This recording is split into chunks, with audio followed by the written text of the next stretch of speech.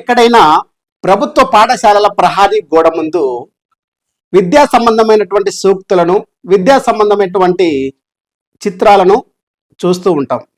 దాని ద్వారా రైతులు కానీ, దారిన వెళ్ళే ప్రజలు కానీ చూసినా కూడా నేను పాఠశాలలో చదవలేకపోయాను, కనీసం నా కుమారులను కానీ కుమార్తెలు కానీ చదివించాలన్నటువంటి ఆలోచన వస్తుంది. విద్య ఎంత గొప్పది అన్నటువంటి ఆలోచనతో ప్రహారీ గోడ ముందు సూక్తులను, చిత్రాలను ప్రభుత్వం వ్రాయిస్తూ ఉంటుంది. కానీ కర్నూలు జిల్లా సిబెలగల్ మండలంలోని జిల్లా పరిషత్ ఉన్నత పాఠశాలలో విచిత్రంగా ఏ దరిద్రమైన నాయకుడు సలహా ఇచ్చాడో కానీ ప్రహారీ గోడ ముందు బంకులు వెలిశాయి.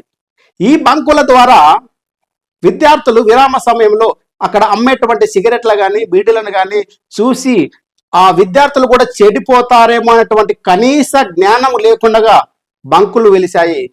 దీని ద్వారా విద్యార్థులు చెడిపోయే అవకాశం ఉందని ఎంతమంది చెప్తున్నా కూడా ఆ బంకులు తీయడం లేదు. దీనిపై మీ కామెంట్ను తెలియజేయండి.